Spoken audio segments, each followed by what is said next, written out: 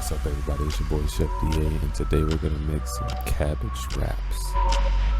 Got some Argentine shrimp. That's probably some of the best shrimp that I've ever eaten. It almost tastes like lobster.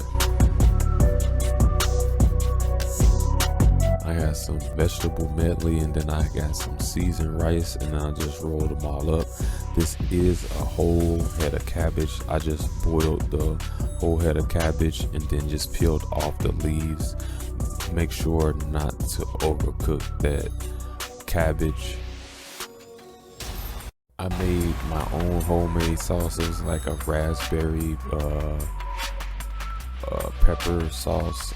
I just used some of the spices, and I think I put some gochujang in there as well. And I just cooked all this into the oven until it was cooked all the way through. And it's a pretty easy dish to make, cabbage rolls.